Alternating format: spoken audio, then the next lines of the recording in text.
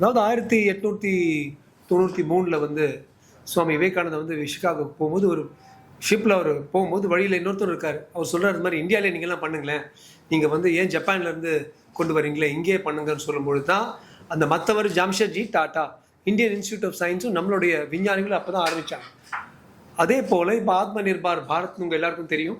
அதாவது நம்ம எந்த விஷயமோ இந்தியாவில் பண்ணோன்னா இந்தியாவுடைய தரம் இப்போ ஐடியில், ஆர்டிஃபிஷியல் இன்டெலிஜென்ஸில், கூகுளில் 50 டாப் கம்பெனிஸ் எடுத்திங்கன்னா இந்தியாவில் வந்து உலகத்தில் அதில் வந்து இந்தியன் சிஇஓஸ் தான். ஆனால் மேனுஃபேக்சர் மட்டும் நம்ம ஜப்பான்லேருந்து வாங்குகிறோம், ஜெர்மனிலேருந்து வாங்குகிறோம், அமெரிக்காலேருந்து வாங்குகிறோம்.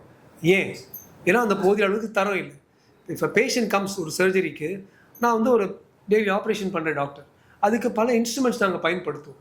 அந்த இன்ஸ்ட்ருமெண்ட்டோட காஸ்ட்டே இவ்வளோ இருக்குது. அந்த இன்ஸ்ட்ருமெண்ட்டுக்கு ஒவ்வொரு ஆப்ரேஷனுக்கும் இவ்வளோ கட்டணும்னா வேறு வழி இல்லாமல் நாங்கள் வேறு யார்கிட்ட எடுப்போம்?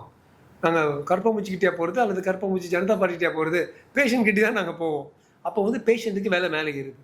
ஸோ அமெரிக்கனும் ஜெர்மனியில் போய் வாங்குகிறான், இந்தியனும் ஜெர்மனியில் போய் வாங்குகிறான். ஜெர்மனியில் வந்து ஒரு $1 million அமெரிக்கனுக்கு வந்து ஒரு மாதம் அவங்க சம்பாதிச்சிடறான். நமக்கு $1 million வந்து 10 கோடி. அதுவே ஒரு இந்தியன் கம்பெனி அதே தரத்தில் நாங்கள் பண்ணுறோம்.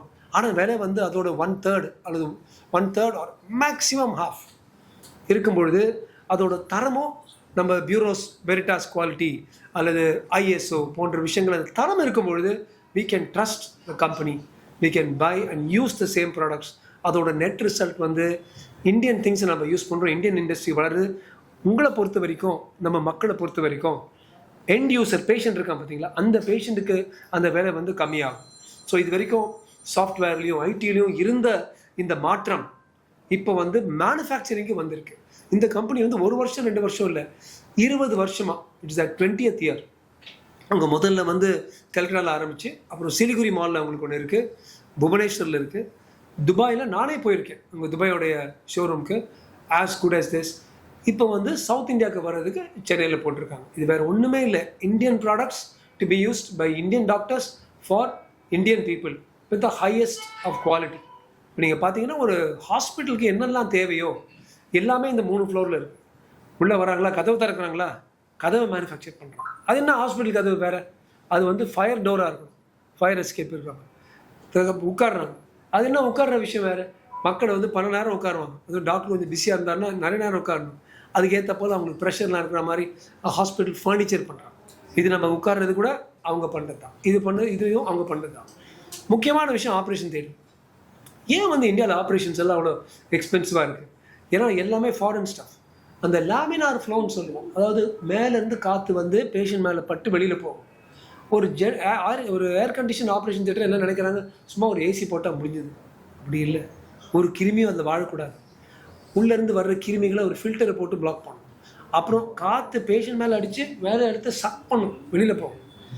அப்புறம் மேலே வந்து சில விஷயங்கள் பூசுவோம், பாக்டீரியா இருக்கக்கூடாது. அப்பேற்பட்ட பர்ஃபெக்ட் மாடுலர் ஆப்ரேட்டிங் தியேட்டர்ஸ் நீங்கள் பார்த்துருப்பீங்க ஃபர்ஸ்ட் ஃப்ளோரில் என்ன மாதிரி பண்ணுறாங்களோ. இப்போ நான் வந்து ஒரு ஆர்டர் பண்ணுறேன் operating theatre, please give me an operating theatre. அது எப்படி இருக்கும், அது என்ன மாதிரி ஃபங்க்ஷன் பண்ணும், தட்டினா மூவ் ஆகுமா? Seeing is believing. ஒரு வாட்டி நாமே வந்து பார்த்தோம்னா சரி இப்படி தான் இருக்கும் எங்கள் ஹாஸ்பிட்டலில் போடுறதுக்குன்னு. இது பேர் எக்ஸ்பீரியன்ஸ் சென்டர். எப்படி ஒரு ஷோரூமில் போய் இது மாதிரி சோஃபா இருக்கும், வீட்டில் போட்டால் எப்படி நம்ம உட்காருவோம், இது மாதிரி கர்டன் இருக்கும் மாதிரி அவங்க பண்ணியிருக்காங்க. I think it's a very good idea. இப்போ ஒரு என்னை போல் ஒரு ஹாஸ்பிட்டல் ஓனரோ, என்னை போல் ஒரு சர்ஜனோ, அல்லது டாக்டர் நட்டேஷ் போல் ஒரு சிஇஓவோ, டாக்டர் இமானுவேல் போல் somebody who is also buying these, நம்ம ஹாஸ்பிட்டலில் இது வைக்கும்பொழுது என்ன மாதிரி இருக்கும்? விலைங்கிறது ஒன்று இருக்குது, தரம் வந்து நம்மளே உட்காந்து பார்த்தா உட்காந்துக்குள்ள டமாலில் விழுந்துருச்சுன்னா சரி செட் ஆகாதுன்னு நமக்கு தெரியும். அவங்க போல்டாக வந்து பாருங்கள், நீங்கள் எக்ஸ்பீரியன்ஸ் பண்ணுங்கள், பிடிச்சா எடுத்துங்க. வேறு ஒன்றும் இல்லைங்க, ஆப்பிள்காரன் பண்ணுறாங்க இல்லை கடையில் அடித்து பிடிச்சி நம்ம ஆளுங்க போய் நிற்கிறாங்களே, அதே விஷயம் தான். ஆனால் நீங்கள் வந்து யூஸ் பண்ணுங்க. ஸோ இன் மை மைண்ட் இன்றைக்கி ரொம்ப முக்கியமான விஷயம் நாடு இவங்களுக்கு மட்டும் இல்லை, நம்மளோட மெடிக்கல் என்வாயர்மெண்ட் ஆஃப் சென்னைக்கு இப்படி ஒரு low cost Indian high quality. நீங்கள் எந்த ஒரு பேஷண்ட்டுக்கு ஒரு விலை வைக்கிறோம் வச்சுங்க, ஹெர்னியாக்கு, சார் எனக்கு காசு இல்லை சார், இதுக்கு எது சார் இது சார் சொல்லிட்டு, சார் நீங்கள் லேட்டஸ்ட் ஜான்சன் அமெரிக்கன் மெஷ் தானே வைப்பீங்க, அதில் மட்டும் நீங்கள் காம்ப்ரமைஸ் பண்ணாதீங்க சார்னு சொல்லுவோம். நான் கேட்பேன், American mesh Indian mesh okay இருக்காதா? இல்லை எதுக்கும் இது போட்டுங்க.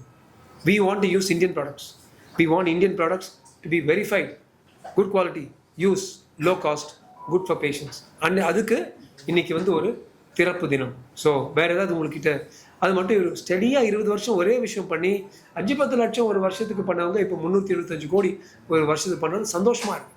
அதையும் ஜப்பானுக்கு போகணும், அதையும் ஜெர்மனிக்கு போகணும், நம்ம இந்தியனுக்கு போகட்டுமே. நான் வந்து என்ன உள்ளே போட்டு குடியிருப்பு தள்ளுறது வரைக்கும் நான் எப்போவுமே இந்தியனாக தான் வாழ்ந்து சாவேன், தமிழனாக தான் வாழ்ந்து சாவேன்.